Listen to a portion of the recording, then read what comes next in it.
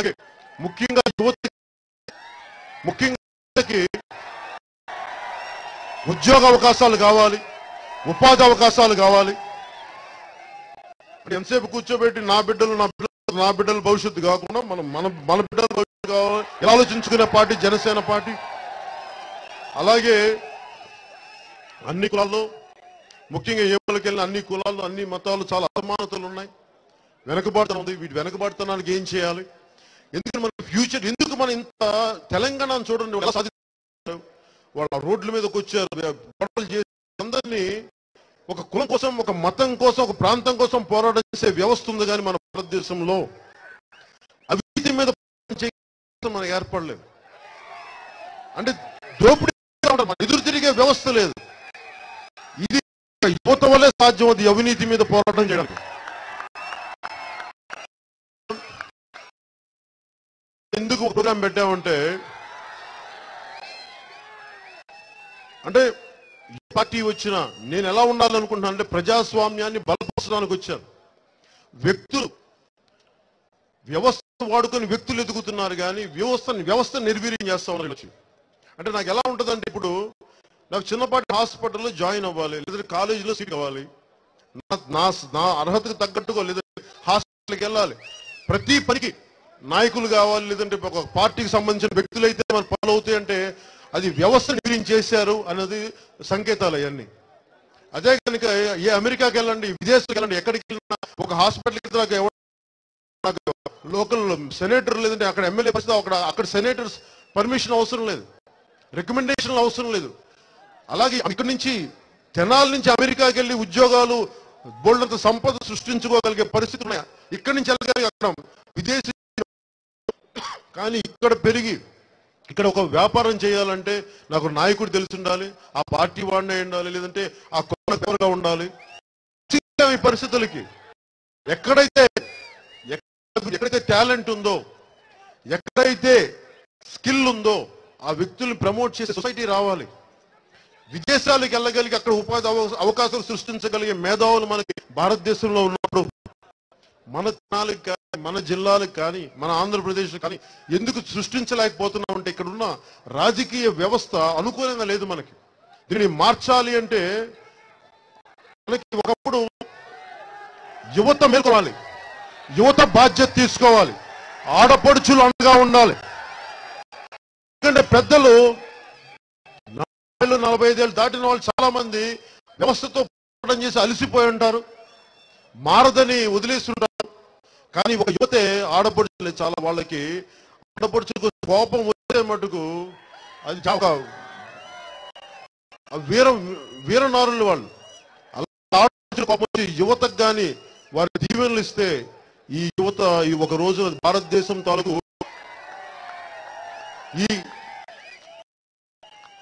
ఇలాంటి తప్పుడు రాజకీయ వ్యవస్థను మార్చేసే శక్తి ఒక యువతకే ఉంది. దాంట్లో భాగంగానే ఎలా మాట్లాడుతున్నా అంటే, కులం కోసం అందరూ చేరుతారు, ఒక మతం సమస్య ఉంటే అందరూ చేరుతారు. నేను మాట్లాడే మన వ్యవస్థలో బోల్డెన్ తప్పులు ఉన్నాయి. ఒక హాస్పిటల్ లేదు, మన కాల్వలో ఆధునీకరణ లేదు, లేదంటే ఇంకొక సమస్యలు ఉన్నాయి. అందరూ కూర్చోబెట్టి ఒక 10 మంది 15 మందో 20 మందో చుట్టూ కూర్చొని సమస్యలను మాట్లాడుకుంటే ఏ సమస్య పరిష్కారం ఎందుకు దొరకదు.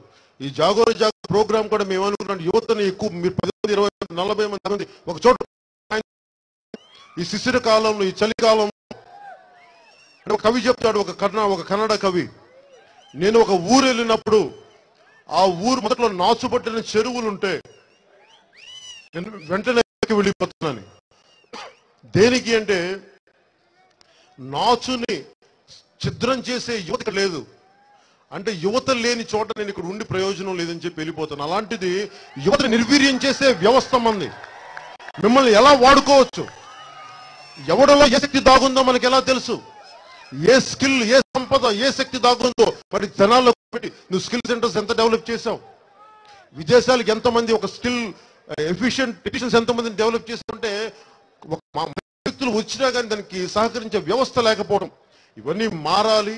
అందుకని జనసేన నేను ఎలా చేయటాలు వీటన్నిటికంటే 2014లో నేను ఎలాంటి వ్యవస్థ, నేను ఎలాంటి వ్యక్తిని నేను వదిలేసుకోగలను, నాకు డబ్బులు అవసరం లేదు, అవసరం లేదు. నేను చెప్పాలనుకున్నాను, నేను దీనికి ఎక్స్పెరిమెంట్ చేశాను. నేను అందరూ నాకు అవివేకం తెలివి తక్కువ కాదు, చాలా లోతైన విశ్లేషణతో ఆలోచనతో తీసుకున్న నిర్ణయం నేను సపోర్ట్ చేయడానికి. నేను యువతకి మనం ఎలా చూస్తాం, వ్యక్తులు ఆదర్శాలు వల్లించే వాళ్ళు ఒకళ్ళు ఉంటారు, ఆదర్శాలు పాటించే వాళ్ళు ముందుకు తీసుకెళ్లే వాళ్ళు ఉండరు. ఒక 6 నెలలు 8 నెలల్లో నన్ను నా ఇష్ట రాజ్యంగా నేను ఎవరిని ఇష్టారాజ్యంగా తిడతా ఉంటే దాన్ని భరించగలుగుతుందా లేదా? ఒక ప్రజా సంస్థపైన పోరాటాలంటే వెళ్ళి మానవ మలమూత్రాదులు ఉన్న చోట నడవగలవా? వెళ్ళి అన్ని ప్రాంతాల్లో అన్ని గ్రామాల్లో తిరగలవా? డబ్బులు వేసుకోగలవు? ఇవన్నీ నాకు నేను ప్రూవ్ చేయడానికి మీకోసం చేశాను. నేను నిజంగా పదవి కావాలి. 9లో పదవి తీసుకున్నా. 2014లో ప్రధానమంత్రులందరూ నాకు తెలిసి నేను అడిగితే కాదని వ్యక్తులు కాదు. మనం ముఖ్యమంత్రి గారిని అడిగితే నేను ఎందుకు తీసుకునేదంటే నేను పదవులకు ఆశించి కాదు, మార్పు ఆశించి వచ్చాను. మీ భవిష్యత్తు తరాలకి దోపిడీ జరగకుండా అండగా నిలబడ్డాను. 2019 మన భావజాలానికి ఇది ఒక పరీక్ష సమయం.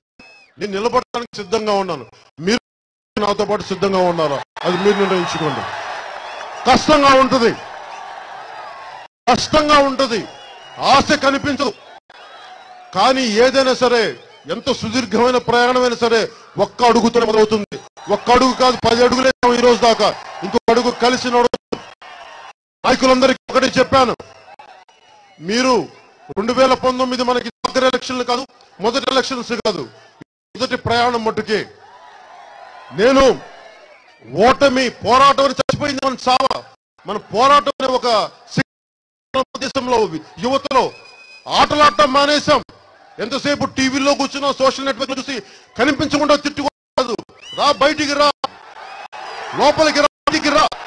వాట్సాప్లో తిట్టుకోవడాలు కాదు, వాట్సాప్లో కూర్చోబెట్టి మాట్లాడడానికి కూడా కాదు. బయటికి రా, బయటికి వచ్చి మాట్లాడు.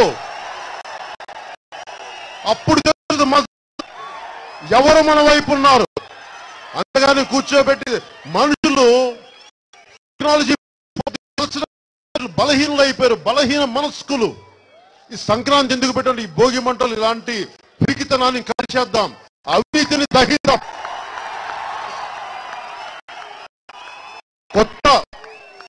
మన రైతులను అడగండి, కొత్త పంట అయిపోయే ముందు ఏం చేస్తారు? మొత్తం పాత పంట తెగ్గొచ్చిన తర్వాత ఏం చేస్తారు? మొత్తం అది గడ్డి తగలబెడతారు. అలాగే మనం కూడా ఒక సరికొత్త వ్యవస్థ 2019కి రావాలంటే పాత వ్యవస్థను సంపూర్ణంగా దహనం చేయాలి. ఈ సంక్రాంతి, ఈ భోగి పాత వ్యవస్థని దహనం చేద్దాం. కష్టంగా ఉంటుంది నేను చెప్పే మాటలు. పెద్దలు భయపడొచ్చు. పెద్దలు చెప్తా ఉన్నాను, మీ అందరూ 50, 60, 65లో ఉన్నారు. మీకు నమ్మకం లేకపోవచ్చు మారదని. నేను చెప్తున్నాను, నేను నా ప్రాణాన్ని, సర్వస్వం ఇవ్వడంగా ఉన్నాను మార్పు కోసం. వ్యవస్థ మారాలి. నేను వ్యవస్థను బలోపేతం చేయడానికి వచ్చాను. ఒక పోలీసు కానీ, రెవెన్యూ యంత్రం కానీ వాళ్ళ పని వాళ్ళని చేయనిస్తే ఎందుకు జరగవండి పనులు? వ్యవసాయ శాఖ అధికారులు వాళ్ళ పనులు చేస్తే ఎందుకు జరగ పనులు? ఎమ్మెల్యే వీళ్ళ ప్రమేయం లేకపోతే అధికారులు సంపూర్ణంగా చేయగలరు. తప్పు చేస్తారు, మీకు శిక్షించే అధికారం ఉంటుంది. వ్యవస్థను నిర్వహించే పరిస్థితులు కాకుండా వ్యవస్థని బలోపేతం చేయగలిగే అలాంటి ప్రభుత్వాన్ని స్థాపించాలని చెప్పి జనసేన ప్రభుత్వాన్ని నేను కోరుకున్నాను. 2019లో అలాంటి ప్రభుత్వం రావాలని. జనసేన తప్పు చేసినా చొక్కా పట్టుకొని నిలదీయాలి. మీకు అంత ప్రజాస్వామ్యం, మీకు అంత బలోపేతం కావాలి. పవన్ కళ్యాణ్ తప్పు చేసే చొక్కా పట్టుకొని నిలదీసే ఇది నేను కోరుకుంటుంది. ఎక్కడో చదువుకుంటే ఉపాధి అవకాశాలకి అమరావతిలో ఇంకొక దగ్గరలో రావాలి ఉపాధి అవకాశాలు. ఎక్కడో విదేశాలకు వెళ్ళి వాళ్ళు రేపు అమెరికా వెళ్తున్నాం, అందరం విదేశాలకు వెళ్తున్నాం. ట్రంప్ లాంటి ఇంకొకటి వస్తాడు. ట్రంప్ లాంటి ప్రెసిడెంట్ ఏమంటాడు? ఈ రోజు అసలు అమెరికా నుంచి భారతీయులందరూ వెళ్ళిపోవాలి అంటే ఏం చేస్తాం మనం? అందుకని ఎప్పుడు మనకు ఉండాలి, మనదైన స్థానం ఉండాలి, మనదైన దేశం ఉండాలి, మనదైన గ్రామం ఉండాలి, మనదైన ఇల్లు ఉండాలి. అప్పుడు బయటికి వెళ్తాం. వాడు కాదంటే గొడవ పెడితే అప్పుడు వచ్చేస్తాం, మనకి ఇబ్బంది లేదు. కానీ మనకి స్థాన బలం లేకుండా ఇంకో చోటకి వెళ్తే ఎప్పుడు పల్సర్ అయిపోతాం. అందుకని బంగ్లాదేశ్లో ఒక రోహింగ్యా ముస్లిమ్స్ మన బర్మా నుంచి వచ్చేస్తే, మియాన్మార్ నుంచి వచ్చేస్తే పంపేశారు. వాళ్ళ దేశం లేదు వాళ్ళకి. అలాగే మనం ఎప్పుడు కూడా విదేశాల్లో మన వాళ్ళు బాగుండాలి అంటే మనదైన సంస్కృతి చాలా బలంగా ఉండాలి, మనదైన స్థాన బలం చాలా బలంగా ఉండాలి. ప్రతి ఒక్కరు ఎంతమంది ఎన్ఆర్ఐలు వచ్చేసి మాకు పని చేయాలంటే మన సగటు రాజకీయ వ్యవస్థ మాకు అండగా లేదని విసుగుంటది. అందుకని అలాంటి మేధావులు తిరిగి దేశానికి రావాలి. అలాంటి ఎన్ఆర్ఐలు త్యాగం చేయగలిగే ఎన్ఆర్ఐలు మన తెనాలి లాంటి గ్రామం మన ఊళ్ళకి రావాలి, మన జిల్లాలకి రావాలి. ఇతోధికంగా వాళ్ళు సహాయపడాలి మన అభివృద్ధికి అని చెప్పి నేను ఇలాంటి ఆలోచనతో చాలా బలమైన అడుగులు వేస్తున్నాను. నాకు నిజంగా తెలియదు 2019లో ఎన్ని స్థానాలు వస్తాయో నాకు తెలియదు, ప్రభుత్వం స్థాపిస్తామో లేదో నాకు తెలియదు. కాకపోతే నేను ఆత్మవిశ్వాసం ఉన్నవాడిని, దెబ్బతింటానికి రెడీగా ఉన్నవాడిని, పోరాటం చేయడానికి సిద్ధంగా ఉన్నవాడిని, వ్యవస్థ మీద భావితరాల మీద ప్రేమ ఉన్నవాడిని, వ్యవస్థని కాపాడుకోవాలి అని ఆకాంక్ష కలిగిన వాడిని నడిచి చూపించాను. ఏమీ ఆశించకుండా, ఒక్క పదవి ఆశించకుండా నేను చూపించాను నేను ఎలాంటి వ్యక్తినో అని. నేను మీకు ఈ రోజున మీరు ఎంత నిలబడతారో నాకు తెలియదు. నా అన్నదమ్ములకి, నా ఆడపడుచులకి, నా పెద్దలకి నేను మీకు ఒకటే మాట, ఈ రోజున ఈ సంక్రాంతి సంబరాలు ప్రారంభమవుతున్నాయి కాబట్టి అవినీతి వ్యవస్థని ఈ రోజున దహించేద్దాం, కాల్చేద్దాం. మీరు ఎంత అండగుంటారో అది మనస్సాక్షికి. కానీ నేను మీకు నా కడశ్వాస వరకు మీకు అండగా ఉంటాను. పోరాటం చేస్తాం, మీకు అండగా నిలబడతాం. ఎందుకంటే రెండు పార్టీలు అటువైపు ఇటువైపు వెళ్ళిపోతే వాళ్ళు మార్చేసుకుంటా ఉంటారు. ఒకసారి నిన్న మాట సభ చెప్తా ఉన్నాను, ఒక్కొక్క ఎమ్మెల్యే అరే టీడీపీ బాగా తినేసారా అని చెప్పేసి ఈసారి మనం బాగా తినేద్దాం అంటే పాలన బాగా అందిద్దామని కాదు, ఈసారి వాళ్ళు ఈ పాలసీ ఇంకా బాగా చేయొచ్చు అట్లా లేదు. వాళ్ళు ఇసుకల్లో మన ఇసుక కాంట్రాక్ట్ లో వాళ్ళు ఎక్కువ డబ్బులు తీసేస్తున్నారు, ఈసారి మనం ఎక్కువ లాగేవాళ్ళం కదా. అంటే ఇంత బాధాకరం అయిపోయింది వ్యవస్థ. దీన్ని మార్చడానికి పోరాటం చేయడానికి యువతలో ఈ మార్పు రాకపోతే భవిష్యత్ తరాలు మరింత. నేను తపన పడుతుంటే అందరికి చాలా మంది మొదట్లో హాస్యాస్పదంగా ఉండేది. నేను మీ వారికి ఒకటే నిదర్శనం చెప్తున్నాను. ఎప్పుడో 1960లో పెద్ద మనుషులు ఒప్పందం తీసుకున్న ఆ రోజు తీసుకున్న నిర్ణయం 2014లో ఎలాగైతే దెబ్బ కొట్టిందో ఈ రోజు చేసే ప్రతి నిర్ణయం ఒక 30 సంవత్సరాల తర్వాత దెబ్బ కొడుతుంది. నేను తరాల కోసం వచ్చాను, నేను మన తరాలని కాపాడుకోవడానికి వచ్చాను, మీకు అండగా ఉంటానని తెలియజేసుకుంటూ నాకు అవకాశాన్ని ఇచ్చిన పెద్దలందరికీ, మనోహర్ గారికి, మాదాస్ ప్రత్యేకించి చంద్రబాబు గారికి, బాలరాజు గారికి, తోట చంద్రశేఖర్ గారికి, ప్రతి ఒక్కరికి, పార్థసారథి గారికి, ప్రతి ఒక్కరికి పేరు పేరు నా ధన్యవాదాలు చెప్పుకుంటూ పోలీస్ శాఖ వారికి నా కృతజ్ఞతలు తెలియజేసుకుంటూ ఇక్కడికి వచ్చిన అన్నదమ్ములందరికీ, యువతకి ధన్యవాదాలు తెలుపుకుంటూ అందరికీ నా సంక్రాంతి శుభాకాంక్షలు తెలియజేస్తున్నాను. మీరు జాగోరే జాగో అనే ప్రోగ్రామ్ అనేది ఏం లేదు, ఒక చిన్న కాన్సెప్ట్. ఫేస్బుక్ ఇప్పుడు మనం చేశాం కదా, మనకి జనసేన తరంగం ఎలాంటిదో వచ్చే శివరాత్రి వరకు ఈ శిశిర కాలంలో, ఈ చలికాలంలో టీవీల ముందు కాకుండా, వాట్సాప్లు, ఫేస్బుక్ మీద కాకుండా ఒక 15 మంది 20 మంది కలవండి, ఒక చోట కూర్చోండి. ఈ రాజకీయ వ్యవస్థని మీరు చూడండి. తెలంగాణ కోసం అంతమంది రోడ్డు మీద వచ్చారు. మీరందరూ భాగస్వామ్యులు కావాలి. మీరు ఈ పొద్దున ప్రతి రాజకీయ నాయకులు వస్తారు, తెలుగుదేశం నాయకులు వస్తారు, వైసీపీ నాయకులు వస్తారు, అడగండి వాళ్ళని. మమ్మల్ని కూడా అడగండి, జనసేన నాయకులు కూడా అడగండి. మీరు వస్తే ఏం చేస్తారు, ఎలా నిలబెడతారు, అన్ని అడగండి. ముగ్గురిని ఒకటే ప్రశ్న అడగండి, మీకు ఎవరి మీద భరోసా ఉంటే వాళ్ళకి ఓటేయండి. నేనైతే మీరు మాకు భరోసా ఇస్తే, మీరు ఏం భరోసా ఇవ్వకపోతే, పోటీ ఒక్కటేయకపోతే నేను ఇంత పని చేసిన ఒక్కటేస్తే కంట కోసి మీకు అంత బలంగా నిలబడతాం. ఈ జాగోరే జాగో ప్రోగ్రాం ఎలా చేయాలి, 10 మంది నిలబడండి, పెద్దలను పిలవండి, ఆ స్కూల్ రిటైర్డ్ టీచర్లను పిలవండి, రిటైర్డ్ ఎంప్లాయీస్ తీసుకోండి, మాట్లాడండి.